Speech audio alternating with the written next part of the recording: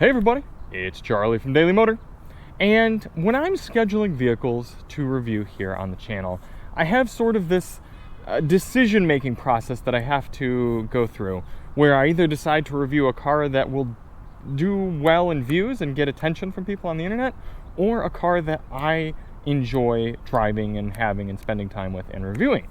And certain times I pick cars that are a little bit more just for me. It's just something that I'm curious about, that I enjoy, that I want to cover. And other times I pick other cars, like a Toyota RAV4. I just know that it'll get good views, and so I pick it and review it and send it back. But the BMW M340i, and really any 3 Series in general, is a very happy middle of the Venn diagram where people are interested, and I thoroughly enjoy having it. This, getting it right out of the way here at the beginning, is a quintessential car. It is one of the core cars on the new car market. There are vehicles like the Porsche 911, like the Toyota Camry and RAV4, like the Ford F-150, and like the BMW 3 Series that are practically segment defining. And if you'll excuse the bird droppings that have made their way onto this beautiful light blue paint, I'd like to tell you about the BMW M340i. This one in this generation has been out for quite some time now. We're seeing some mild refreshes for this 2025 model year, including iDrive 8.5 and a few different wheel options, but the essential formulas are the same. This is, as Chris from Topher Drives and I put it, the best powertrain combination under $100,000 here in 2025. The BMW B58 turbocharged inline 6 and ZF 8-speed automatic transmission. It's a match made in heaven. Fantastic powertrain. But the 4-cylinder turbo is a fantastic option in this car as well. And then on the other end, the S58 BMW M3 powertrain is fantastic as well. This one is the Goldilocks. It provides just enough power to be very exciting and very fun, but the efficiency that won't break the bank when using this car as a daily driver. And as a daily driver, it does work quite well. If you pop open this power-operated trunk, you see a decent amount of cargo capacity here, and you can even get an optional spare tire underneath, which is pretty darn cool. You can fold the rear seats and get a good amount of cargo room should you need to, and you actually get a 40-20-40 split fold seat with a little pass-through if you have things like skis or 2x4s. Bring that back up, and then you get inside the back as a 5'10" person such as myself, and even with the seat set to my settings, I have a remarkable amount of room. I have headroom. I actually have a fairly nice recline in the back seat. I have footroom. This would be a plenty fine place to be back here, especially since we have air vents, power points, and climate control.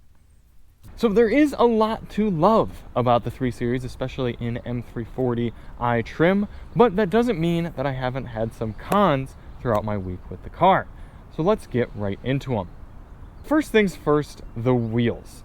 Yes, these M wheels wrapped in Bridgestone summer tires look cool, but on the M340i, all you can get are 19-inch wheels. There are plenty of different wheel style options, but they leave you with this thin strip of rubber going around the tire. These are 255 35 R19s in the rear, probably a little bit narrower in the front, right? Let's see what we got. Yep, 225 40 R19s in the front, but the ride quality would be improved with a little extra sidewall. Now, on one hand, I kind of respect that all you can get is 19s on this car, which means that the ride and handling characteristics are going to be a little bit more dialed in for this tire setup. It's not like we're dealing with 19s, 20s, and 21s or anything like that, but still, I'd love at least a set of 18s to help with some of that impact harshness on rougher roads. For the other cons, we have to get in the car and take a look at one of my love-hate infotainment systems here, iDrive 8.5. Bringing the car to life, you see this very handsome center interior, but then you start to realize what's missing. Oh, climate controls. They're all here in the bottom of the screen. I know so many vehicles are going to this. I know it's a cheaper way to do climate controls. I know it declutters and sort of beautifies the center infotainment area and just general center stack, but I still don't love having to click open this and have my entire screen change just in order to adjust the fan speeds and then come on back to whatever I was doing. Now, temperature's easy enough. You just tap this, but it's so far away that I'm having to lean forward or use the rotary knob, which, don't get me wrong, I appreciate that the rotary knob is still here, but I miss just being able to reach up and tap or turn something right here physically in order to adjust climate settings. The small bit of credit I will give BMW is the fact that they have many different auto fan speeds, very low, low, medium, high, and very high. So I can leave this on about 72 degrees and just keep the fan speed on very low. And therefore, I don't have to adjust climate quite as often as I have to in other test vehicles. Speaking of things that we're missing, the 3 Series is missing a few key features that at this price point for a luxury vehicle, I'm a bit disappointed not to have. First of all, no ventilated seats. In fact, I think that's probably the largest one that I've been frustrated with throughout this week, is not having ventilated seats even as an option in the M340i. That is quite surprising to me.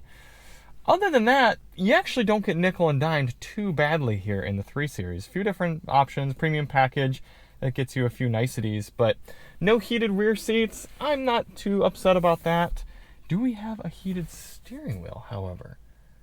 I don't believe we do. I think it would be somewhere around here. BMW is very good at hiding heated steering wheel options. So no heated steering wheel, no power adjusted steering column. $67,000. It's getting a tad bit questionable. So there are definitely luxury aspects to this car, but when you kind of compare it to what you're getting in some lesser expensive cars, the fact that you still have to pay more than the base price just to get adaptive cruise control, a little bit frustrating for the price point. Our next con, starting up this fantastic powertrain, is the lack of a manual option. Now, I'm not even saying I would necessarily purchase the manual of this car. I would certainly consider it. Kind of depends on what my general use case is going to be.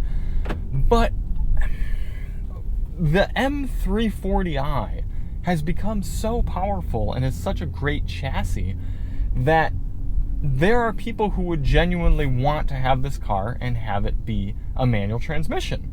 I could see not having a manual available for the for the 330i. That's an auto-only car. I get that, and I'm glad they have the manual in the M3. But I go back and forth. I understand because the ZF8 speed is so good. Understand why they wouldn't have a manual, but I gotta at least say it that the car is such a driver's car, especially this rear-wheel drive option, that I miss not having the manual option.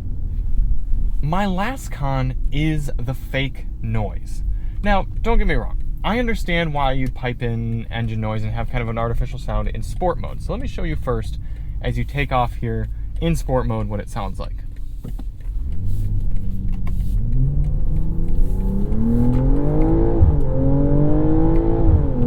So a good bit of that is artificial, because if you put it here into Eco Pro and you do the same thing,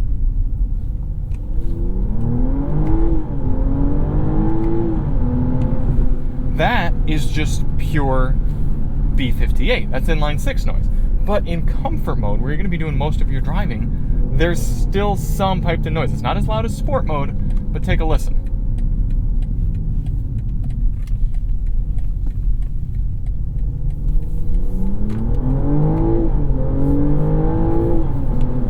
Hear how it got a little bit quieter in Eco? I know that was quick right there. If it's all computerized, why not just give us the option in the settings menu? Hey, do you want fake noise in your car? Yes or no? Because I would happily turn it off. Yeah, maybe use a few times if I'm driving in the twisties and canyons or something. I might turn it on a little bit, but that's what sport mode is to me. In comfort, it should be as quiet as possible. Minor, but frustrating that if you can turn it off anyway, why do I have to drive in eco mode just to be quiet? Coming back here static for my pros, and the first one is the styling. I love that for the 3 Series you still get a fairly small, relatively speaking, small front grille, even though it's still very non-functional. A lot of it's closed up. I think it looks handsome. I think it's just the right balance between aggressive and not overly aggressive looking. The proportions are right. The color options are fairly good. There are a few decent colors you can get that aren't just grayscale. Nice little subtle, almost kind of looking like a gurney bump or gurney wing, gurney flap on the back here of the car. Nice diffuser. It's a handsome and well-styled and proportioned car inside and out. Still love the styling of the 3 Series.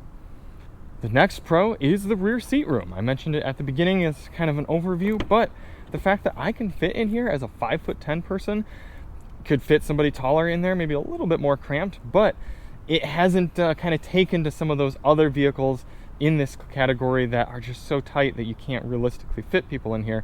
No, you could genuinely use this as a family vehicle. In fact, it's even got latch anchor points very easily accessible there. So I like that the rear seat room and the cargo area are well considered. My next pro, right here, foot down, the powertrain. This, like I said at the beginning, is the best all-around, holistic, price point, efficiency, power, smoothness, luxury, comfort, whatever it is, this is the best engine and transmission combination out on the market. 382 horsepower, a whole boatload of torque, pretty much wherever you want and need it, and then the ability to quiet right down and be so smooth and comfortable. Alyssa and I took this out on a date night earlier this week, and it was a great little luxury car. It was smooth coming home from the movies and quiet and comfortable. But then there were a few corners that I threw it into sport mode and slid it around. She had a blast, I had a blast, it was fun. And the fact that you can do it all with this powertrain, and it does all of it so well. If I could have this engine and transmission in just about every car on the market, the world would be a better place. My next pro is the 48-volt mild hybrid system. For those of you who don't know, many luxury vehicles now are moving away from 12-volt architectures to 48-volt architectures, and that makes it so there's a lot less wiring in the vehicle, but also the engine starter is much, much more powerful. I guess theoretically 4 times more powerful. And that means when you have the auto stop start, as most new vehicles do, when I release my foot from the brake and start the engine, you barely notice the engine start back up. It's a very smooth, just, okay, the engine's running again. It's very similar to many hybrid vehicle systems, and it is technically a very mild hybrid. It's this degree of refinement, and this is going to get into my next pro as well, but the 48-volt system in and of itself is an example of refinement that you should demand in a luxury product now. Luxury cars are no longer just the features that are available in them. It's the smoothness and the overall, I keep using the word refinement, but subtlety with which a lot of the systems work, that defines a luxury vehicle now. So the fact that I can go right there and then all of a sudden the motor is simply on and running, that is something that I almost insist on having in a luxury car now, is 48-volt mild hybrid. And continuing with that, just the general refinement of the car. It's built well. The ergonomics are good. Things turn on and off smoothly. The blind spot monitoring fades in and out so it doesn't snap and grab your attention. The sound system fades in and out when you get a call. It's little attentions to detail that make this an enjoyable car to be in and day out.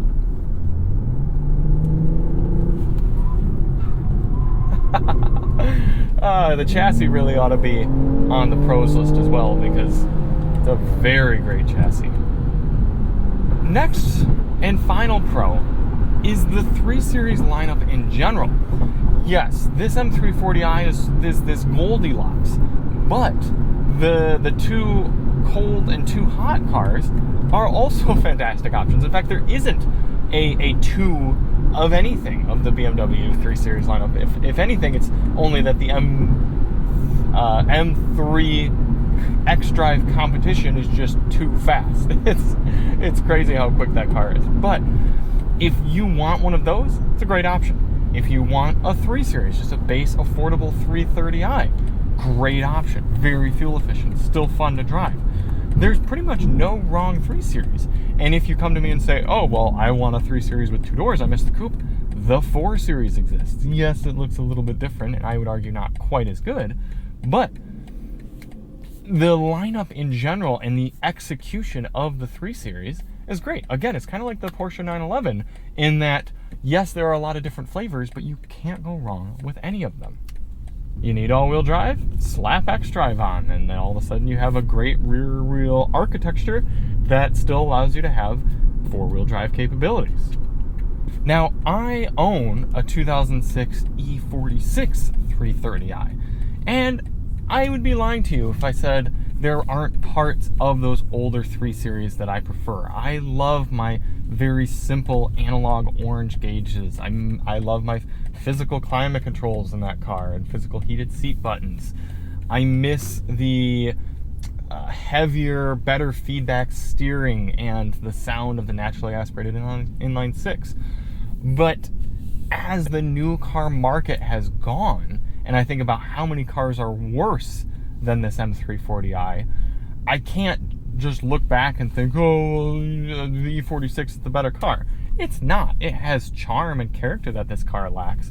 But as a new car here in 2025, this is fantastic. But now we've got to put the M340i on the Daily Motor Leaderboard. I'm curious about this one because it does have a few drawbacks despite being very good, and we have some really good cars at the top right now. Ford F-150, Hyundai Santa Fe, Honda Passport, Jeep Gladiator, Nissan Armada, Mazda 3. If we're looking at the 3 Series as a whole, man, I'm thinking back to how much I love all these cars. I think this is where it's going. Right there. The only reason it doesn't trump the Armada is because the Armada is very aggressively priced for how much it can do and what it is. But yeah, I think this is the 3 Series is kind of similar to a Mazda 3, but at a higher price point, if that makes sense. It's very good and has this sort of driver's car kind of ethos, a little bit more enthusiast focused.